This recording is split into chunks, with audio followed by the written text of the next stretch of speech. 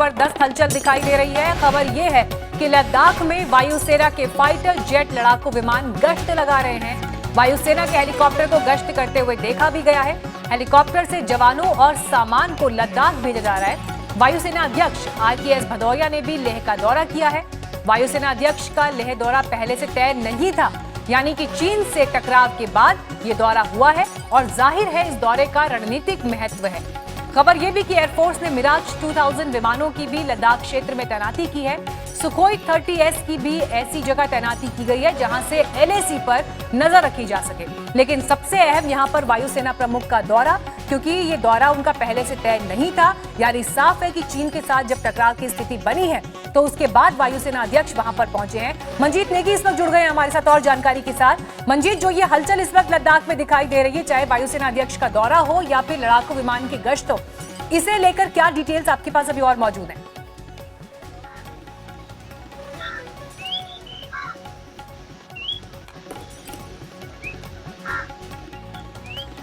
मंजीत, आप सुन पा रहे हैं?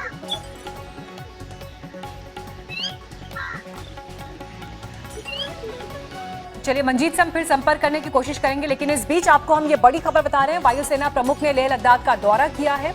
हालांकि ये दौरा उनका पहले से प्लान नहीं था। गौरव सावंत मौजूद है ग्राउंड जीरो पर। अब गौरव, बड़ी बात यहां पर यह कि जो ये हलचल अभी बढ़ती हुई दिखाई दे रही है लद्दाख एरिया में, क्या आपके सोर्सेज कह रहे हैं, इंफॉर्मेशन ग्राउंड से क्या मिल रही है? यहाँ पर भारतीय वायुसेना के कई लड़ाकू विमानों को तैनात अब कर दिया गया है लेह में। चाहे वो हमारे Su-30 MKI multi role combat aircraft, air superiority fighter, air dominance fighters, Mirage 2000 लड़ाकू विमान, उन्हें तैनात किया जा रहा है। Air chief marshal RKS Bhadauria वायुसेना अध्यक्ष, उन्होंने लद्दाख का दौरा किया।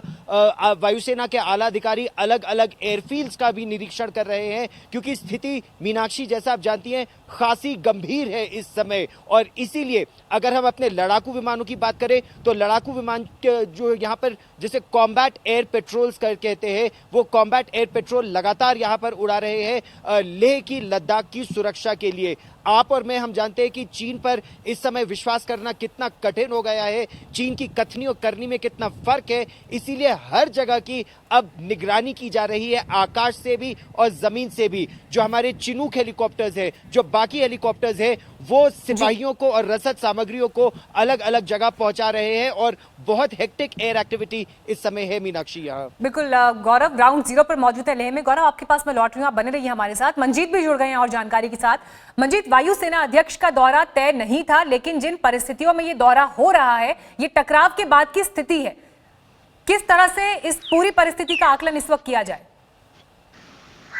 मीनाक्षी, काफी अहम है वायुसेना प्रमुख air chief marshal RKS Bhadauria का दौरा। वो श्रीनगर और लेह 2 दिन के दौरे पर थे और वहां पर इस वक्त जो हालत है, खासतौर से 15 जून के बाद जो जिस तरह की भिड़ंत भारत और चीनी सेनाओं के बीच में हुई है, और खासतौर से चीन के रुख को देखते हुए भारतीय सेना ने भी तीनों सेनाओं ने अपनी जो तैयारियां हैं उनको चाक चौबंद किया। उन्हीं तैयारियों को देखने वायुसेना प्रमुख गए थे और वहां पर पहले से ही भारतीय वायुसेना की अगर हम लड़ाकू जहाजों की बात करें, विमानों की बात करें, तो मिराज 2000 के अलावा सुखोई लेह एयरबेस पर तैनात किया जा चुका है। इसके अलावा वायुसेना के जो ट्रांसपोर्ट हेलीकॉप्टर, लड़ाकू हेलीकॉप्टर हैं, अपाचे और चिनूक, वो भी वहां पर सेना की मदद कर रहे हैं। तो एक तरह से वो दोनों सेनाओं के बीच में किस तरह का बेहतर कोऑर्डिनेशन हो, उसकी तैयारियां किस तरह को, उसको लेकर वायुसेना प्रमुख का ये सीक्रेट दौरा रहा है। और ये दिखाता है कि सेनाओं की तरफ से इस वक्त चीन से निपटने को लेकर किस तरह की तैयारियां की जा रही है।